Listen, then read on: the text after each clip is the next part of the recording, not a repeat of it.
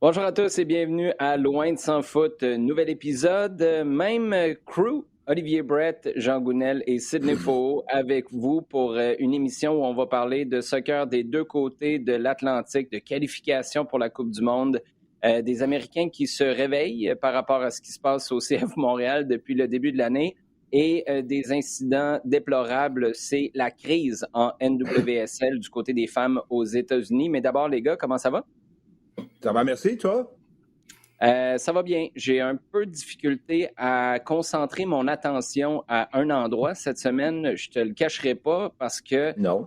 c'est beaucoup d'histoires et c'est beaucoup d'histoires qui ont des filons bien différents les uns des autres. On va commencer, si vous le voulez bien, avec notre segment à domicile. Et là, Sid, explique-moi comment les Américains sont passés de 27e sur 27 dans le Power Ranking à Wilfried Nancy devrait être entraîneur de l'année. C'est comme s'il n'y a pas eu d'entre-deux, là. Ça a été blanc, ça a été ça a été noir et ça a été blanc par la suite. D'abord, est-ce que tu y crois? Est-ce que Wilfried Nancy, pour toi, est vraiment un candidat au coach de l'année, sachant que Bruce Arena, par exemple, est loin, loin devant avec son Révolution de la Nouvelle-Angleterre en première place dans l'Est? Je ne sais pas comment s'il y a des nominations, s'il y a plusieurs coachs qui sont considérés où le titre est donné simplement au vainqueur. Donc, je pourrais te dire que, selon moi, dans la même logique que celle de Taylor Tolleman, ça peut être un candidat, vu qu'il fait beaucoup avec peu, ou du moins avec un groupe dont on n'aurait pas pensé qu'il aurait pu faire autant. Après, le considérer réellement pour coach de l'année, pas du tout. Et là, on est encore dans les extrêmes américains, je dirais. Curtin, Bradley, Pereira, Marsh, Porter, je peux t'en citer. Les 10 derniers coachs de l'année ont tous remporté le Super Shield. Ou deuxième, à exception de Martino, qui a quand même gagné la MLS Cup avec Atlanta. On parle pas du tout de ça avec Wilfried Nancy.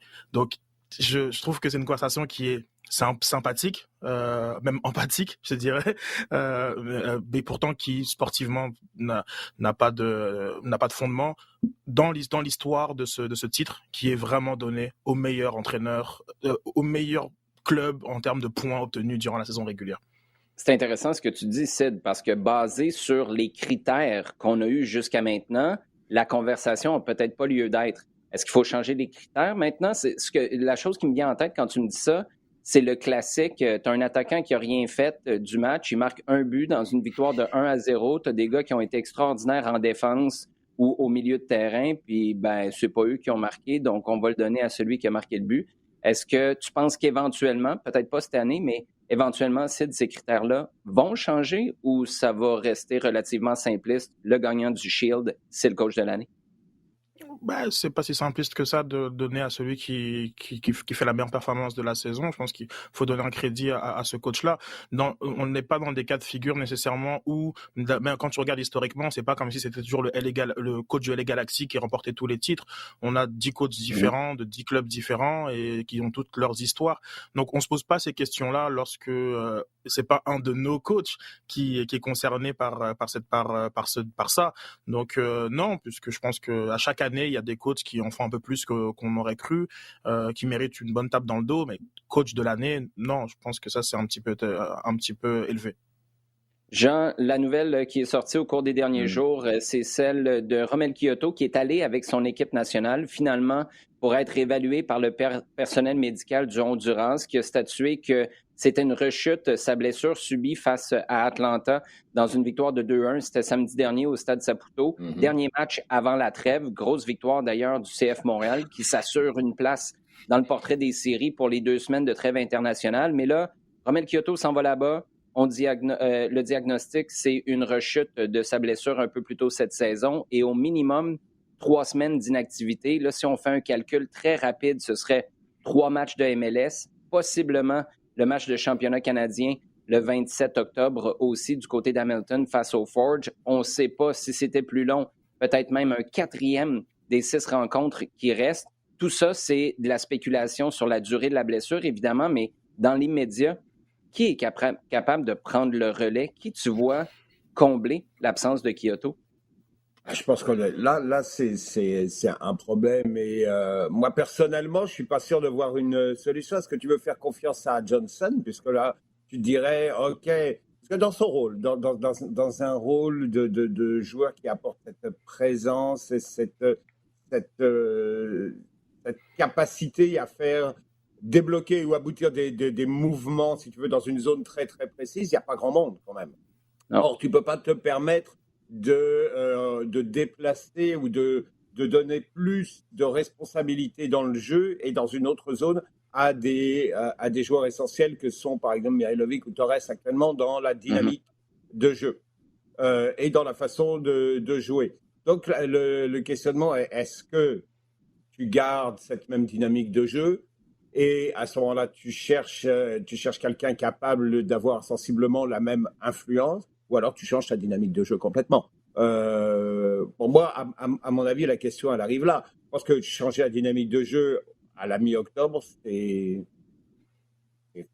un risque un petit peu grand quand même. Ben, Donc, je pense que surtout sachant, juste pour renchérir là-dessus, Jean, que tu es resté avec le même système toute l'année. Tu sais, si tu avais voilà, eu deux, oui. trois alternatives, puis que la dernière fois que tu as changé, c'était au mois de juillet, ben tu te dis quand même à quelque part, depuis le début de la saison, sous Wilfried Nancy, on a essayé des trucs. Là, c'est pas un jugement de valeur, c'est juste qu'on est resté fidèle à une façon de faire. C'est là où le changer à 6 matchs de la fin, en pleine course aux séries, je pense que tu as raison, ça, ce serait tout un pari. C'est prendre un gros risque. Je pense que si d'ailleurs l'avait signalé durant la saison, c'est qu'il y avait pas vraiment d'apparence de possibilité d'évoluer, en tout cas de façon satisfaisante. Oui, parce qu'il y a eu des essais qui ont été faits, il y a eu des systèmes qui ont été mis en place, mais aucun n'a donné l'impression qu'il fonctionnait et qu'il était capable de fonctionner de façon durable. Donc aucun n'a été utilisé, disons, sur plusieurs matchs. Oui, comme tu dis, là, on arrive vraiment à un moment qui est essentiel et où tu dois mettre les points.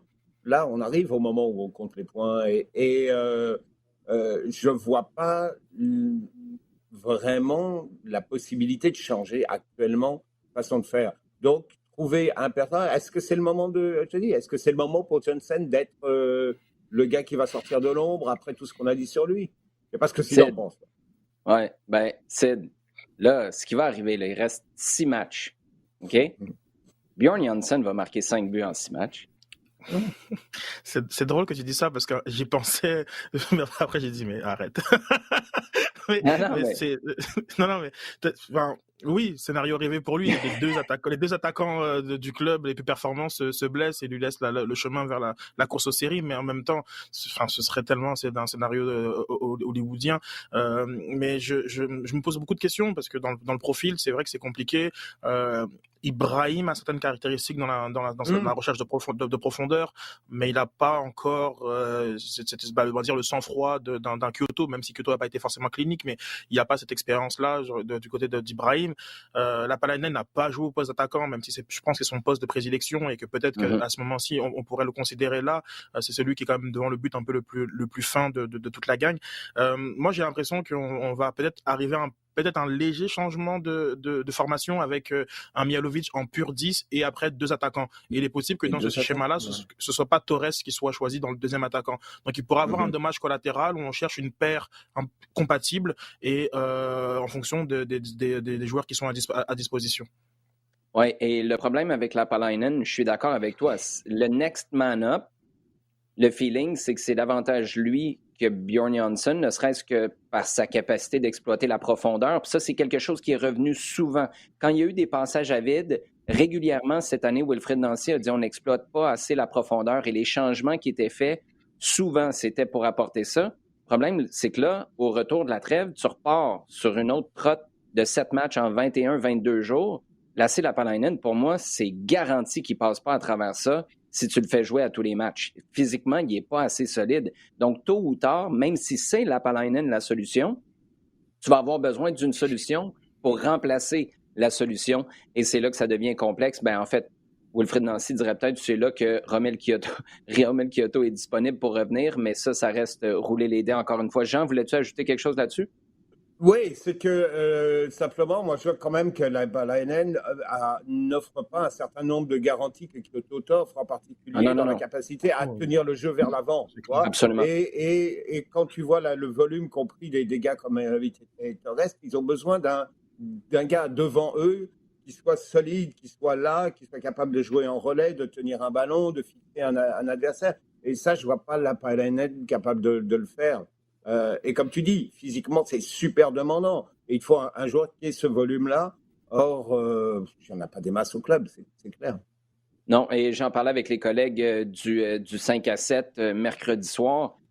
Pour moi, en ce sens-là, puis ça ne veut pas dire que c'est la catastrophe et que tu vas échapper tous les matchs en l'absence de Kyoto, mais joueur Non. pour joueur, homme pour homme, Kyoto n'est pas remplaçable. Tu n'en as pas une alternative comme Kyoto, qui est aussi gros, qui aime la bataille physique, qui peut décrocher, tenir le ballon. Joaquin Torres fait tout ça, mais c'est un format poche. C'est pas lui qui va intimider physiquement les défenseurs. Donc, c'est vraiment collectivement ou par un changement tactique, comme Sid le disait, que Wilfred Nancy sera capable d'y arriver. Du côté du Canada maintenant, les Canadiens sont deuxièmes derrière le Mexique avec ex aequo avec le Panama et les États-Unis. Ça, c'est en vue des qualifications pour la Coupe du monde au Qatar en 2022, des qualifications qui reprennent. D'ailleurs, on présente les 3 matchs au cours de la prochaine semaine sur nos plateformes de RDS. Ce soir, on enregistre jeudi soir du côté de l'Azteca, où le Canada va jouer face au Mexique. Dimanche, c'est en Jamaïque. Et mercredi de la semaine prochaine, on revient au Canada pour affronter le Panama. Sid, combien de points ça prend sur ces 3 matchs-là? Minimum, là, minimum syndical. Il faut absolument que tu finisses ces 3 matchs-là avec combien de points en poche sur les 9 disponibles? Ok, 6. Minimum? Oui. Oui, Wow! puisque tu m'as dit minimum en plus, hein, parce que sinon peut-être que je serais allé un peu plus haut encore. Non, c'est vrai que là il y a un petit doute avec les absences de Kyle Larin, de Atiba Hutchinson. Je pense que Cavallini aussi est absent. Donc on a peut-être, je pense Mian Borjan aussi Ouais, exact. n'est pas là.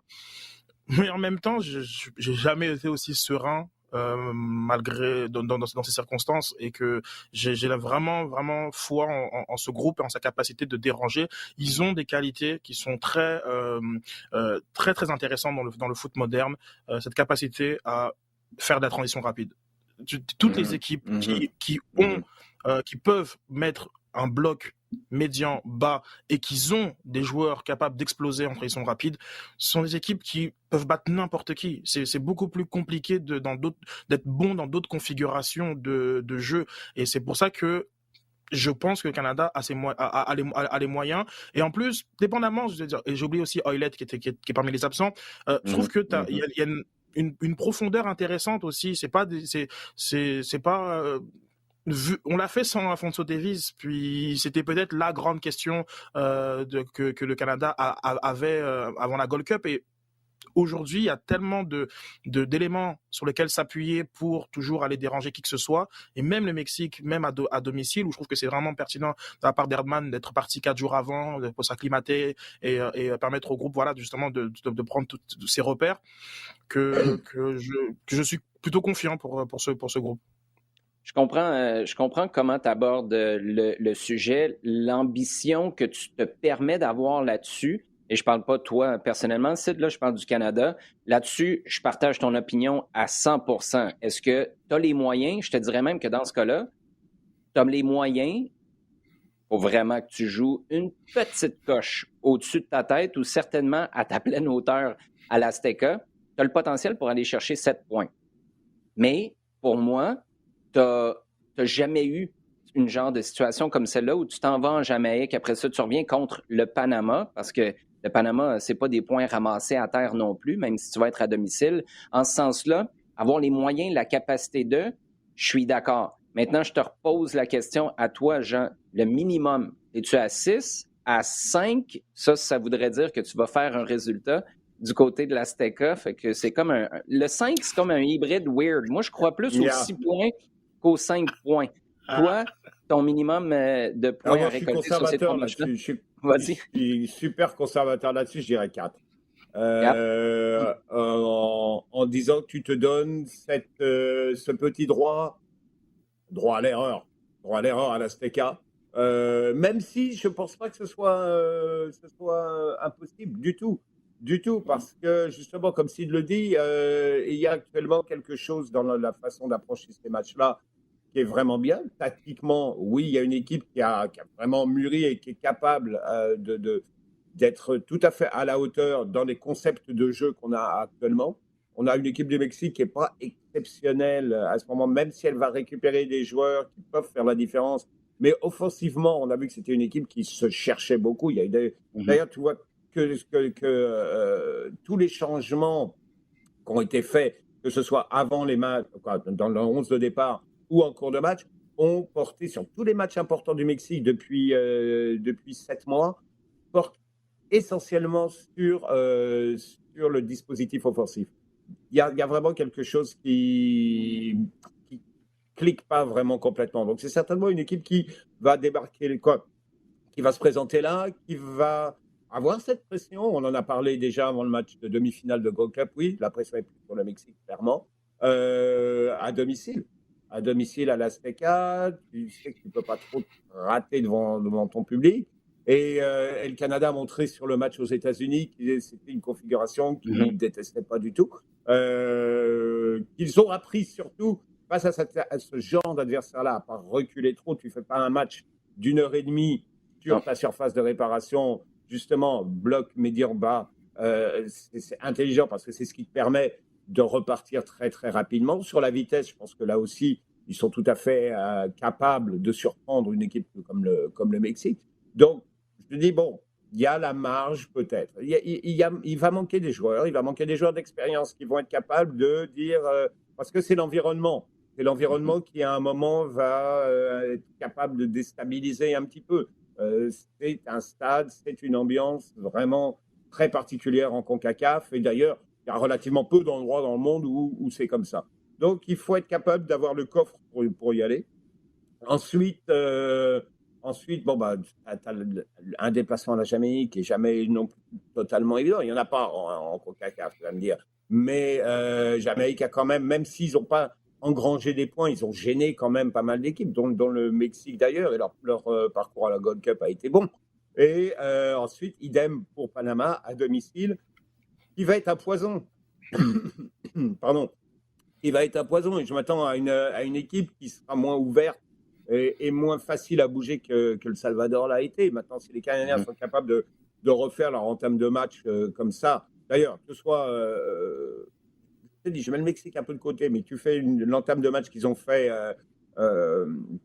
comme face au Salvador, tu le fais contre la Jamaïque et contre le Panama, là, tu peux envisager une sortie positive, très positive. Mais je te dirais conservativement, ces 4 points, mieux, ce serait très bien. Bon, Sid, là, explique-moi, tes 6 points, tu vas les chercher où? Avant qu'on passe à notre segment en temps additionnel, 6 points, ça veut dire que tu échappes un match. Je le disais tantôt, 5 points, ça veut dire que tu en gagnes un, puis tu vas chercher des résultats. Tu sais, c'est la belle expression refuge pour dire qu'on n'a pas gagné, mais on n'a pas perdu non plus. Tu vas les chercher où, tes 6 points? Puis comment tu t'y prends? Si tu es John Herdman, tu sais, Jean parlait de plan de match. Ça a été fascinant jusqu'à maintenant. Là. On pourrait même décortiquer par tranche de 15 ou 30 minutes les plans de match de Herdman qui évoluent beaucoup à l'intérieur d'une rencontre. C'est des visages des fois complètement différents avant et après d'être rentré au vestiaire à la mi-temps. Tu le vois gérer ça comment sur les 3 prochains matchs? Oui, c'est effectivement 3 adversaires très différents où les configurations de match sont différentes. Je pense que par exemple l'avantage athlétique que le Canada va avoir sur le Mexique, il l'aura pas contre la Jamaïque. Donc tu dois aborder le match différemment.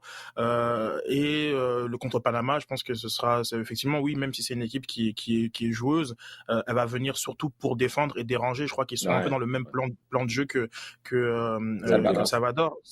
pour moi, je vois le même match. Ils vont essayer de déranger essentiellement, et puis peut-être après sur les actions litigieuses ou autres, arriver à marquer. Mais pour répondre à ta question, clairement, oui, ça va venir comme un choc, mais moi, je vois une victoire du Canada contre le Mexique. Pour moi, le 3 points perdu dans mon scénario, il est en Jamaïque. Il est même pas au Mexique. J'ai vraiment l'impression que cette équipe-là peut faire un coup. Elle est programmée pour faire un coup. Et peut-être qu'après, justement, la gestion des émotions, la gestion physique, contre la Jamaïque, justement, il y a une espèce de contre-coup de ta performance contre le Mexique. Puis après, contre Panama, tu fais le travail.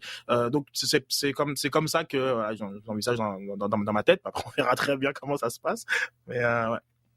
Non, ce que je trouve intéressant là-dedans, je me suis entretenu avec Sandro Grande qui a joué avec l'équipe nationale et Sandro me disait, tu sais, à ce stade-ci, les autres équipes en CONCACAF devraient avoir plus peur du Canada que le Canada doit avoir peur de ces équipes-là. Le seul bémol que je mettrais, puis c'est là où je dis, c'est intéressant ce que tu apportes, Sid, c'est que les Mexicains d'abord et les Mexicains à la maison surtout le prennent peut-être pas au sérieux, ça. Et je pense que c'est là où le Canada a peut-être un coup à jouer. Pour une victoire, boy. Pour un match nul, oui. Mais une victoire, écoute, pour vrai, là, une victoire là, une défaite, mettons que tu vas chercher 7 points. Mettons, là. On vire fou. On part avec la prémisse d'une victoire au Mexique. Tu gagnes à la maison contre le Panama. Tu fais match nul en Jamaïque. Tiens, moi, je vais être plus optimiste. Je vais être plus optimiste que toi, Sid. OK? On va en chercher 7. Tu commences à regarder les vols pour le Qatar. Tu le dis peut-être pas à ton voisin, et tu le dis peut-être pas sur Twitter, mais pour vrai, tu commences à regarder, puis tu te dis, ça coûte combien cette histoire-là, aller au Qatar? J'en ai aucune idée. C'est-tu 700 à ce temps-ci de l'année ou 7500? Je sais pas. Mais tout d'un coup, j'ai l'impression qu'on commencerait à aller faire un petit tour sur les sites de vol. Les gars, temps additionnel maintenant, Sid, on poursuit avec toi. Il y a des matchs, des grosses affiches qui sont décevantes. Ça arrive régulièrement. Il y a tellement de hype à l'approche d'un match, puis finalement, ça fait patate. On ne peut pas dire que ça a été le cas entre Liverpool et Manchester City. Quel match nul de 2-2 avec Mohamed Salah qui a dit tiens, moi, j'ai le goût de laisser ma trace sur cette rencontre-là. Oui, non, c'est effectivement une super belle affiche. Puis, je te le disais en off, c'est le summum de la Première Ligue. C'est deux équipes qui ont accumulé le plus de points depuis août 2018, et très largement, ils sont à quasiment 50 points de plus que Manchester United, Chelsea. Puis on parle même de 70 points. On parle de Tottenham et Arsenal. C'est des deux équipes qui sont ultra dominantes. Leur différence de but aussi, je veux dire, ça, c'est encore plus parlant que le nombre de points. C'est hallucinant à quel point ces deux équipes-là, depuis 4 ans, dominent la Première Ligue. Et que Liverpool, comme je dis, dans un univers parallèle, a sûrement 4 titres de champion et que City a eu sur les 5 dernières années. Et ça ne ment jamais, je pense, ces duels-là entre les deux équipes. Je pense que les spectateurs des autres clubs ont dû se dire, OK, il y a vraiment une coche entre les deux. Peut-être qu'il y a des scénarios de blessures, de gestion, de calendrier qui font que parfois l'écart se réduit. Mais en termes d'intensité, c'était hallucinant de voir ces deux équipes aller l'une envers l'autre. Et qualitativement, quand tu vois le but de Mohamed Salah, je veux dire, même les deux, le but et sa passe décisive, parce que l'action de la passe décisive, je veux dire, ce qu'il fait avant dans son camp pour arriver à faire ressortir le ballon et trouver Mané qui est clinique, et après Foden qui répond avec une frappe d'une précision chirurgicale. C'était très impressionnant de voir ces deux coachs aller l'un vers l'autre. Il y a une première mi-temps, ils sont ajustés sur la deuxième. Il y a Milner qui, je pense que l'arbitre voulait voir un 11 contre 11, donc il l'a laissé sur le terrain. Mais c'est que ça s'explique mal, le fait qu'il n'ait pas eu un deuxième jaune.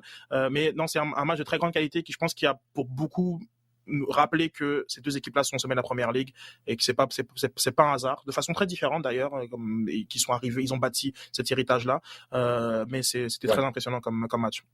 Oui, tu parles des autres supporters ailleurs dans la Ligue qui se disent il y a une coche. Je pense que Newcastle est 19e en ce moment. Ils sont au courant qu'il y a une coche, mais ils vont prendre un peu de réconfort en sachant que là, c'est peut-être sur le point d'arriver près de 15 ans après l'arrivée du propriétaire Mike Ashley. On semble sur le point de faire débloquer ça. D'ailleurs, si ça évolue, ce dossier-là, On aura peut-être l'occasion d'en reparler la semaine prochaine parce que ça a été des années, oui, au pluriel, solidement au pluriel, de vaches maigres pour Newcastle United. Jean, moi, ma fille elle a 4 ans, elle a commencé à jouer au soccer cet été.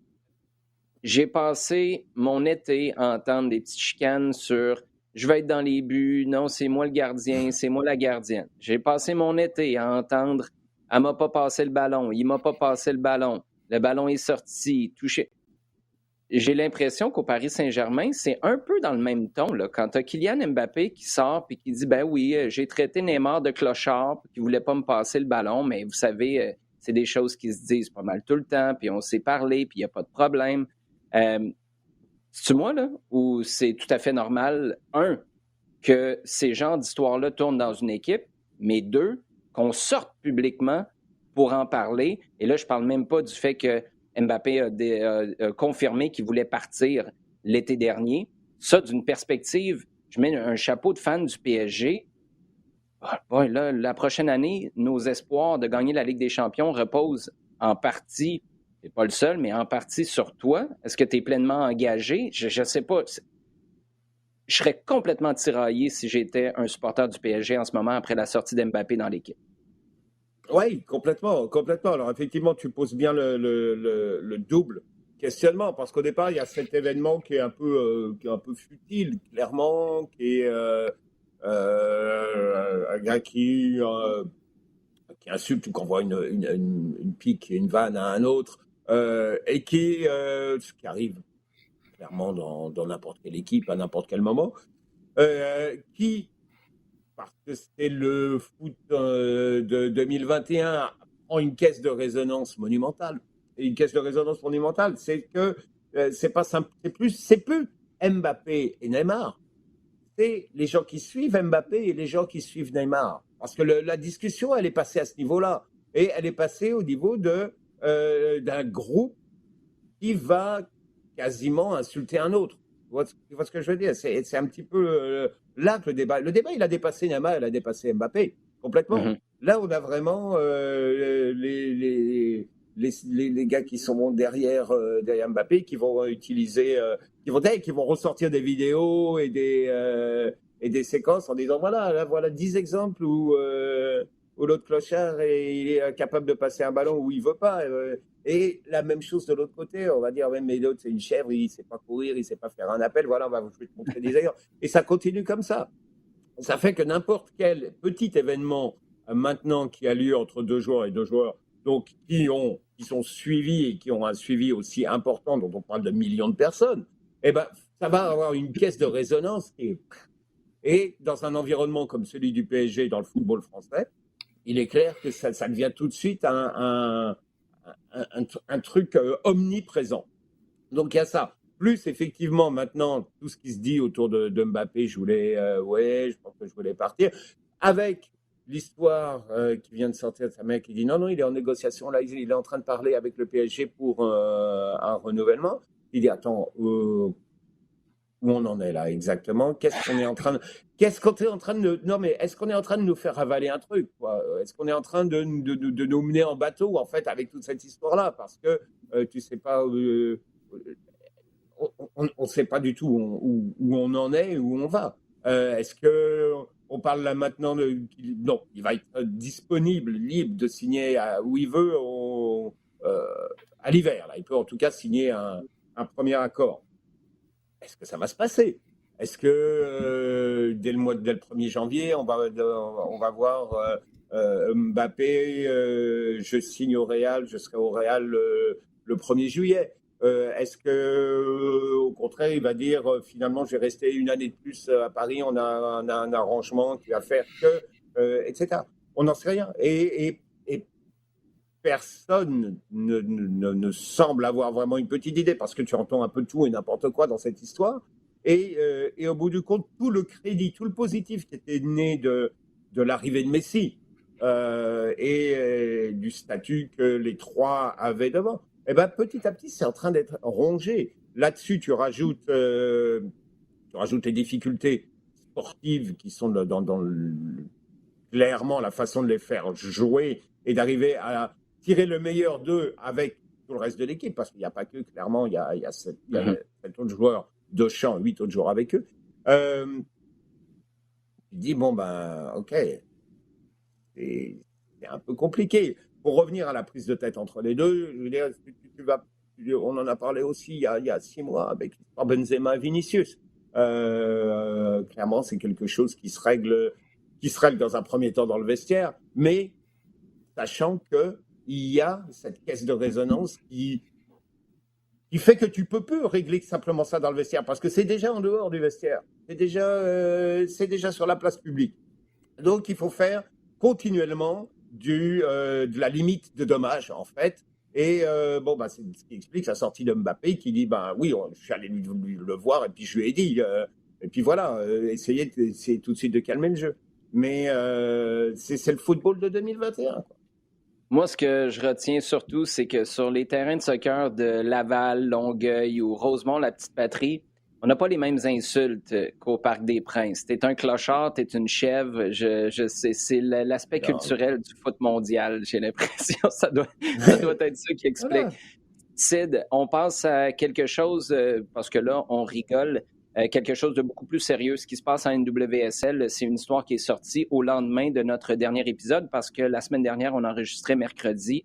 Je suis certain que les gens ont au moins vu passer le fait qu'il y avait un scandale, il y avait une crise en NWSL. On ne va pas rentrer dans tous les détails, mais un entraîneur a été accusé de harcèlement sexuel, de coercition sexuelle. Cet entraîneur-là, Paul Riley, pour ne pas le nommer, en était à son troisième, quatrième club de NWSL. Bref, c'est un gars qui roulait sa bosse depuis un bon moment. À Portland, on n'avait pas renouvelé son contrat en 2015 parce qu'on était au courant, on avait fait une enquête et on savait que son comportement n'était pas acceptable. Finalement, la Ligue est mise au courant, mais quand même, 5 mois plus tard, il se ramasse à coacher dans la région de New York. Là, il était rendu au NC Courage. Lui est congédié. Ça sort au grand jour avec Alex Morgan qui, à quelque part, se fait le porte-étendard de 2 joueuses qui étaient moins connues, mais qui était au centre de toute cette affaire-là. La commissaire Lisa Baird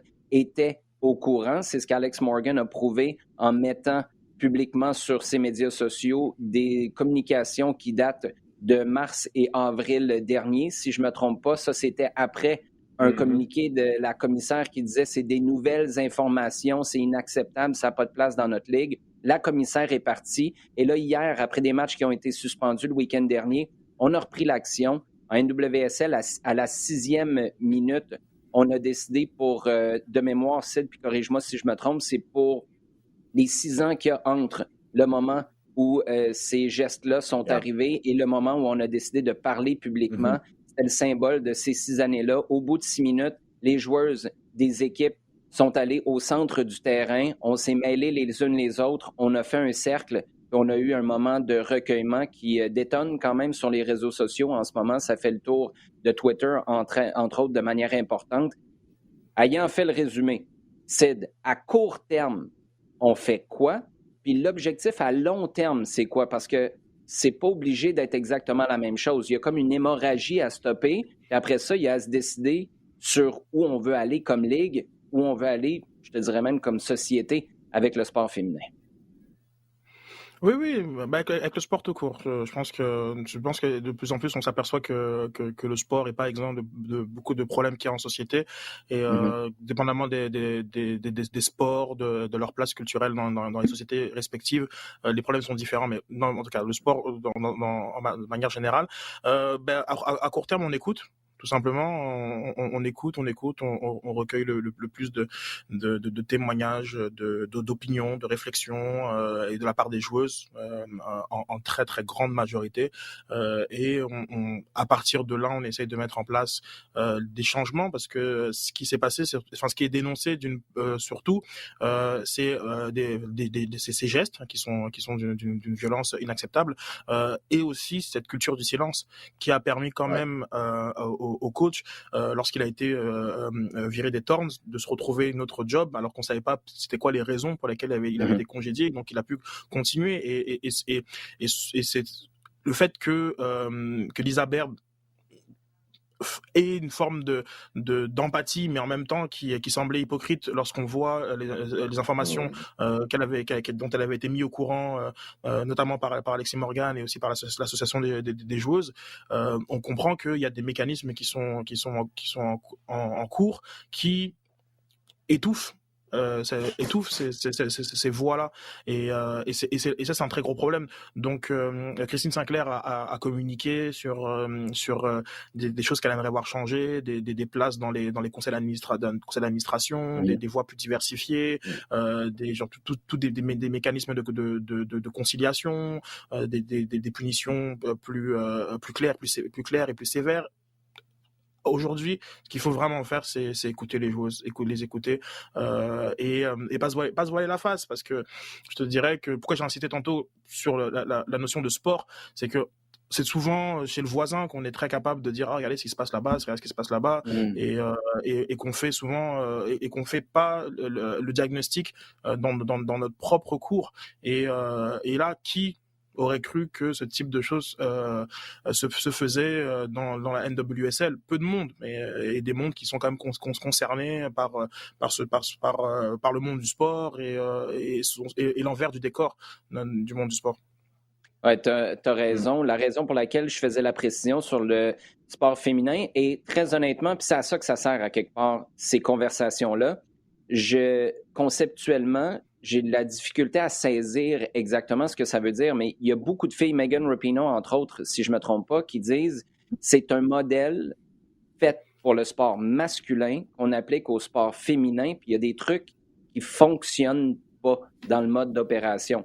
Et comme je vous dis, puis c'est à ça que ça sert, on n'est pas obligé d'avoir toutes les réponses tout de suite en partant, mais ce que ça veut dire, ça, moi, aujourd'hui, au début du mois d'octobre 2021, je me fais pas encore une tête parfaite là-dessus. Et c'est là où ça va être intéressant de voir qu'est-ce qui appartient à un domaine, puis qu'est-ce qui appartient, comme tu le dis, au sport de manière générale. Puis là, ben, j'espère que les leçons qu'on aura apprises en NWSL, ben, on va pas juste les garder pour le soccer féminin aux États-Unis. Garoche-moi ça partout sur la planète, puis que tout le monde en profite.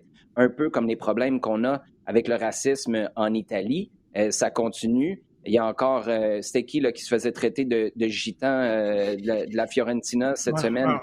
Un coéquipier je pensais que c'était un coéquipier de Koulibaly qui avait aussi des grosses insultes lorsqu'il y a eu son... j'ai oublié, oui, c'était du côté de Naples, il me semble, au moment de sa conférence de presse où le public de la tribune qui était à 10 mètres, comme l'insultait, c'était impressionnant de stupidité. Puis effectivement, mais il y a aucun sport qui est exempt d'eux, et à chaque fois qu'il se passe quelque chose dans un sport, il faut te demander est-ce que tout est mis en place pour que ça ne se passe pas dans d'autres sports.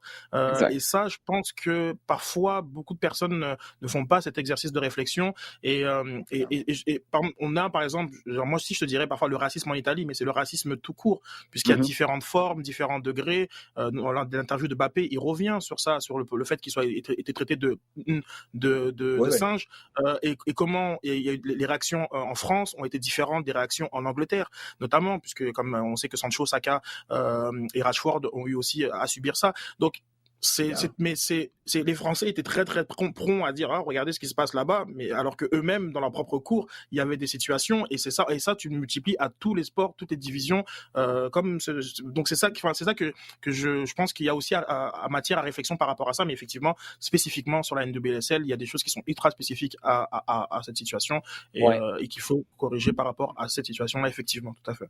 Et Jean, je vais revenir à toi dans un instant, mais quand je parlais de la Serie A italienne, c'est qu'on s'entend qu'il y a un problème à ce niveau-là en Serie A.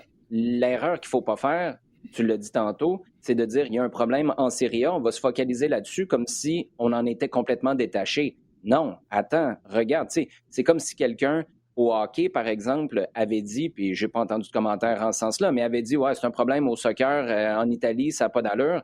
Mais là, tu regardes tout d'un coup, en Ukraine, le gars qui pèle sa banane, je veux dire, c'est hallucinant. Puis pas juste ça, qui se prend 3 matchs de suspension. Puis là, que personne vient de me dire que c'était 13 matchs, parce que c'était 3 matchs, et les 10 autres, tu pouvais me payer 1800$, tu n'avais pas à les purger tes 10 matchs de suspension. Je veux dire, on est dans un monde complètement parallèle. Et c'est là, d'un pays à l'autre, d'une société à l'autre, ou d'un sport à l'autre, Je pense que plutôt que de juger ce qui se passe de l'autre bord de la clôture, c'est de voir, en prendre constat, faire l'inventaire après de ce qui se passe dans ta propre cour pour espérer que ça ne se reproduise pas. Jean, tu voulais conclure là-dessus?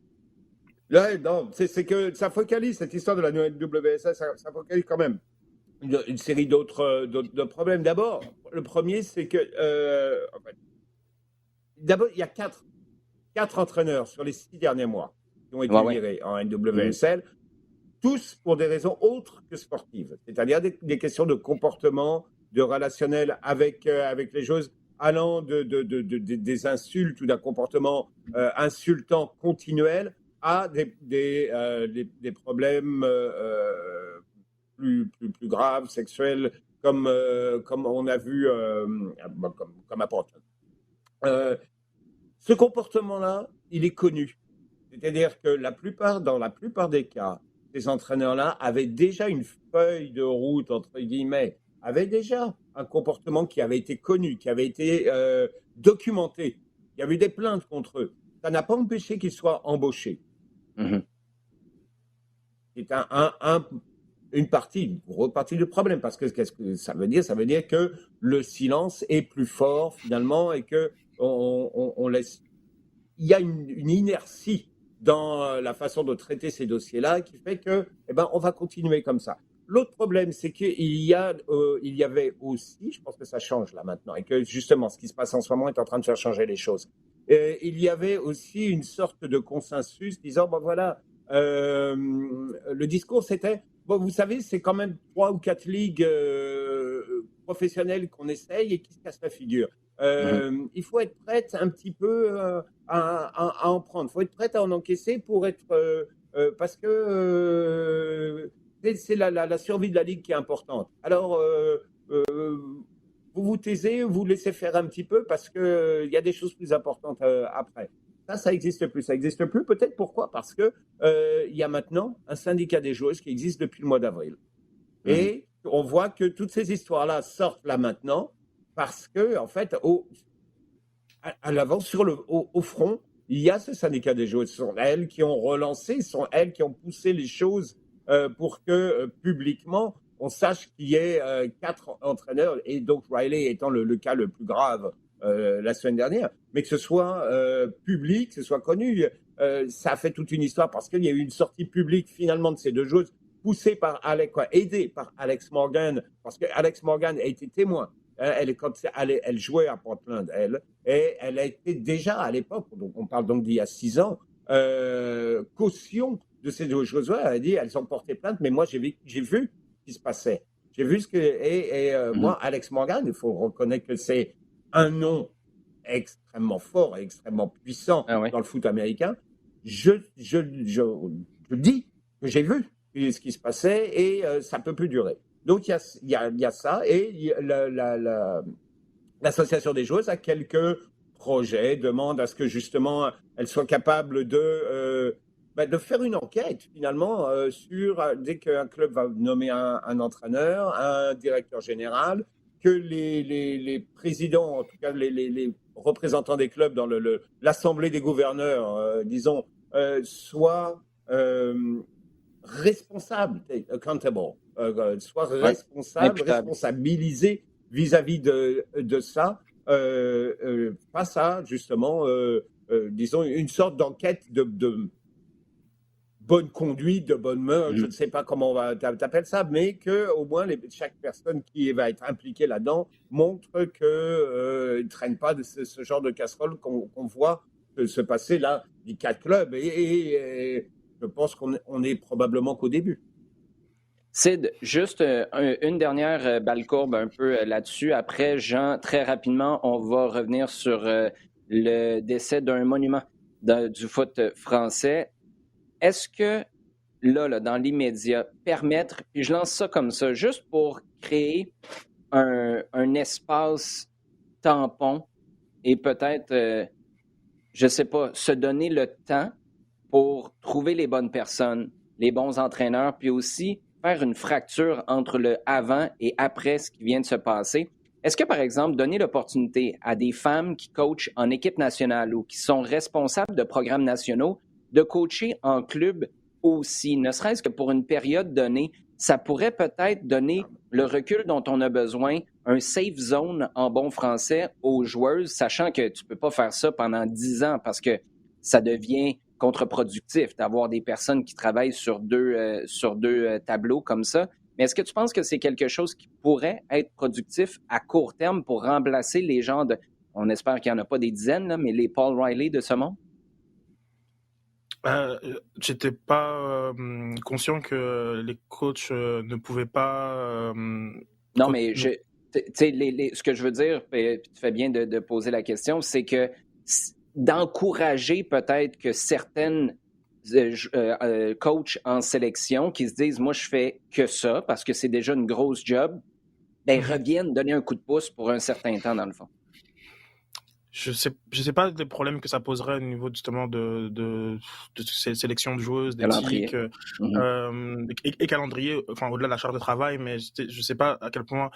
Peut-être pour une Kreitzmann qui est pas coach américaine, elle pourrait peut-être coacher, oui, effectivement, quand que ce soit les Gotham ou Thorns ou quoi que ce soit, sans que ça pose vraiment problème. Mais je sais pas, en fait, je suis pas certain en fait que ça pourrait ne pas poser d'autres problèmes que en ce moment j'arrive pas à visualiser. Par contre, l'apport de toutes ces figures-là à ce problème-là, sur comment régler ce problème, il doit être fait, parce que je crois de plus en plus que c'est un problème de gouvernance, essentiellement.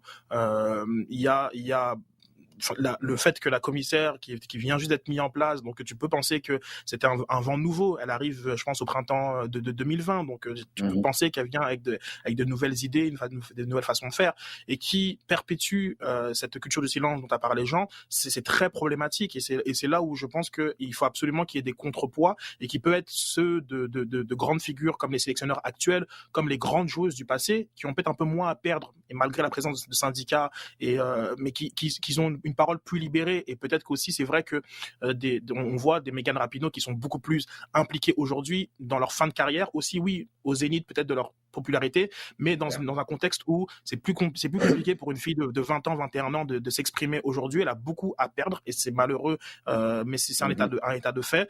Donc toutes ces personnes-là qui justement ont à cœur le bon développement, c'est pas un hasard que le premier club qui s'est positionné, ce soit les Angels. C'est un club qui n'a pas joué encore un seul match dans la ligue. Et c'est pas un hasard que c'est le premier club qui est communiqué, puisqu'il y a un moment eu un petit jeu d'échecs où tout le monde se regardait un petit peu, sans se demander, ils étaient un peu qu'est-ce qu'on dit, qu'est-ce qu'on fait, avant que voilà, même que Portland, au niveau des Timbers notamment, aussi communiquent, parce qu'ils sont voilà, c'est le même club. Donc je crois que des gens de l'extérieur ont un rôle à jouer, énorme même, de pression, pour que les choses changent. Maintenant, je sais pas si c'est la manière dont tu le proposes. Je suis pas ça, faut que je me fasse une tête. Non, mais en fait, tu pousses la réflexion encore plus loin. C'est qui est capable de revenir donner à l'écosystème pour évacuer ce que tu veux pas. Puis je pense que t'en as un bon exemple. Tu sais, Megan Rapinoe, est-ce qu'elle veut prendre une équipe, elle, pendant 1 an ou 2 quand elle prend sa retraite? Tu sais, c'est un exemple comme ça. Peut-être que c'est pas ça qu'elle veut faire dans la vie, mais c'est peut-être le genre de passage tremplin qui pourrait mener à quelque chose de plus sain en NWSL, puis partout ailleurs aussi sur la planète. Jean, très rapidement, parce que les sujets chauds s'en viennent. Les plus jeunes connaîtront peut-être moins Bernard Tapie, lui qui est décédé au cours des derniers jours. Qu'est-ce que le foot français perd avec sa disparition? Bon, c'est le gars qui a amené le foot français à une nouvelle maturité, de plein de façons différentes. Mais il arrive dans le foot au milieu des années 80. À l'époque, il y a une personne forte qui est Claude Bess, qui est le président de Bordeaux. Bordeaux est le club champion et qui est archi dominant. Tapé arrive à travers aussi des jeux politiques, parce qu'il va être près du pouvoir en place, et du président Mitterrand à ce moment-là. Il va avoir 2 casquettes, ministre du gouvernement et donc président de Marseille. Il y a plein d'enjeux qui sont donc politiques, socio-économiques. Mais sportivement, ce qu'il voit, c'est qu'il voit un foot français qui est un peu sclérosé, parce qu'il est donc sous la coupe justement de Claude Bèze à Bordeaux, qui lui-même est déjà très engagé politiquement et proche, disons, d'une droite assez dure. Il cherche à être le contrepartie avec sa capacité de séduire tout le monde. Tapi, c'est un incroyable séducteur pour tout, dans tout ce qu'il a fait. C'est un gars qui tchatche, qui est capable de te convaincre de tout. Et il a embarqué un petit peu tout le monde. Et en essayant de réformer, de faire bouger les choses, et en visant, parce que son gros modèle et son admiration totale, et pour ce qui se fait en Italie à ce moment-là, avec Berlusconi au Milan AC. Berlusconi qui a monté un empire. L'élément sportif qui est le Milan AC, qui à ce moment-là est le meilleur club du monde, et peut-être le joyau le plus brillant de tout ce qu'il contrôle. Mais c'est un empire économique, un empire médiatique qui va devenir politique aussi. Et Tapi se voit un petit peu le Berlusconi de la France. Et il a entre les mains un outil qui est l'Olympique de Marseille, qui est fantastique. Qui est fantastique parce qu'il y a une histoire, il y a un peuple. Il y a vraiment, l'OM est peut-être à ce moment-là le club français avec un peuple, avec une identité qui est partagée par des millions de personnes qui se voient non seulement au stade, mais quasiment tous les jours dans la ville. C'est un bouillonnement autour de Marseille, et pendant les quelques années où Tapi va diriger Marseille, où Marseille va être au sommet, c'est un bouillonnement quasiment quotidien. C'est complètement fou ce qui va se passer là, avec sa façon de diriger qui est autocratique et qui va déborder très très rapidement, que ce soit dans sa façon dans le relationnel, c'est-à-dire mettre les joueurs dans des situations de porte-à-faux. Clairement, il va y avoir des clans, il va y avoir des jalousies, il va y avoir tout ça est fait un petit peu pour pousser les gars et les amener toujours à être sur le fil et à être toujours à jouer ou à être là comme si demain ils allaient être virés un petit peu. Si tu performes pas là, bonne nuit. Et tout ça, ça va créer un effet d'entraînement et des ambiances qui vont être hautement compétitives. Jamais le foot français n'a été aussi compétitif, et en particulier avec Marseille à ce moment-là, et aussi volatile parce que ça crée donc, comme tu dis, ça crée des clans, ça va créer une guerre avec le PSG parce que toute la dualité Marseille-PSG, c'est une fabrication. C'est une fabrication de cette époque-là, et Tapi est pleinement conscient de ce qu'il fait à ce moment-là. D'ailleurs, comme les dirigeants du PSG le sont aussi, on va créer cette rivalité où on va l'attiser pour essayer de faire vendre et pour essayer de dynamiser un petit peu les choses et créer un produit. Donc Tapi, il déniaise complètement le foot français d'une façon où il le rend plus compétitif et en y faisant rentrer de façon claire et quasiment sans vergogne des pratiques allant jusqu'à la corruption finalement, parce qu'il tombe pour cette histoire de corruption contre Valenciennes.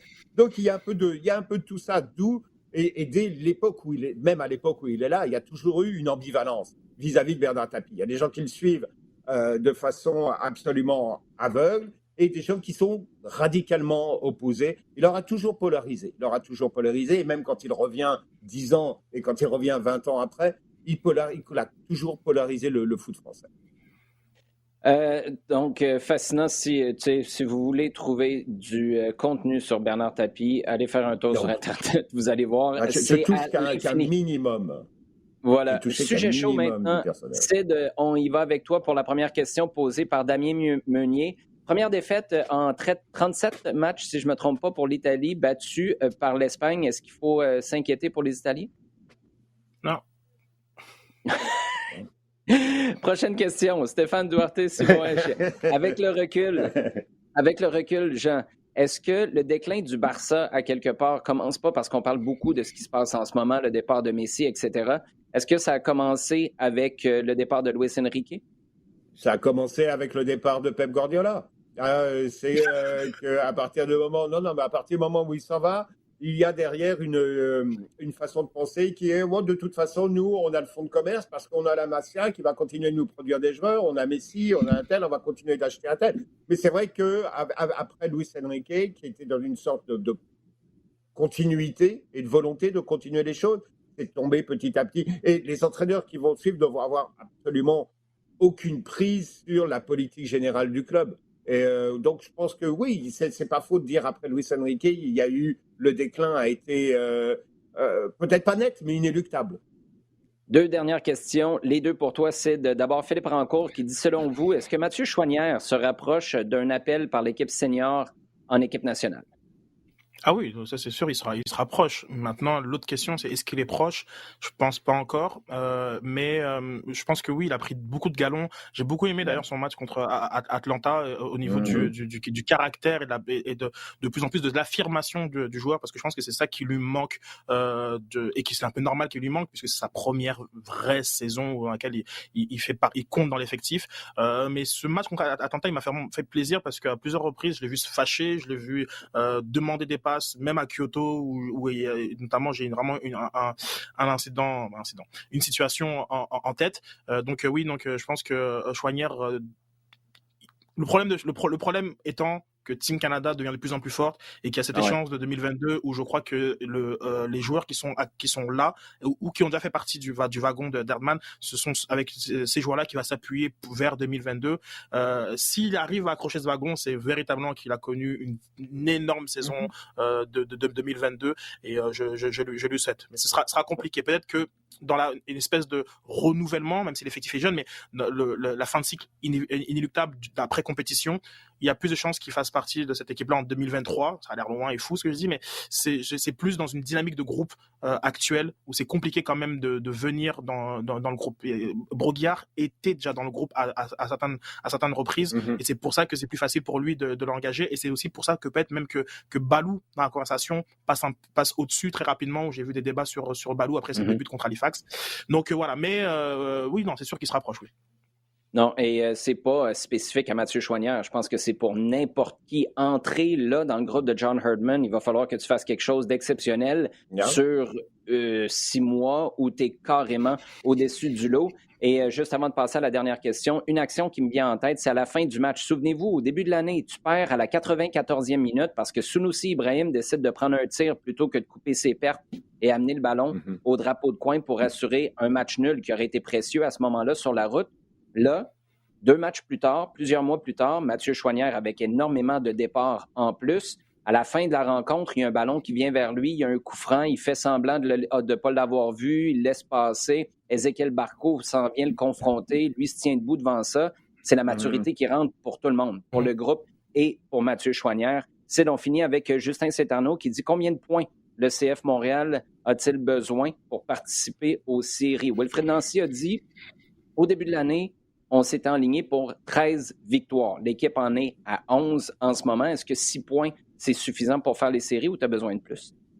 Je pense plus. Je pense c'est difficile à calculer, mais je crois qu'à 8, t'es bon. À 8 points, je pense, là, 48, puisqu'il y a des points que tu vas prendre à d'autres équipes qui sont aussi dans la course. Mais c'est compliqué, parce qu'en plus, pas que les règles changent, mais le nombre d'équipes change. J'essaie de faire un historique, mais c'est quasiment impossible. Les points par match, les points par match de l'an passé étaient tellement bas. Aujourd'hui, tu peux pas avec ces points-là te qualifier dans les séries. Non. Mais je pense qu'avec 8 points sur les 18 prochains, t'es bon pour la 7e place, je crois, à cause des affrontements intra-conférence. Moi, je pense que 6 points, oui, c'est possible. Faut que tu les aies contre les équipes qui vont finir 8e et 9e. T'sais, ça va dépendre de l'adversaire. Puis c'est là où tu peux pas calculer ta fin de saison comme ça. Donc, je suis d'accord avec toi. Si tu veux t'en assurer, ça te prend quelques points de plus. En 15 secondes, Jean, tu surveilles quoi sur la prochaine semaine? Non, honnêtement, là, les 3 matchs du Canada. Et vraiment, parce qu'on est vraiment dans une telle belle, un beau moment. Un beau moment. Je dis pas qu'ils vont se qualifier, j'en sais rien, mais c'est un beau moment à vivre.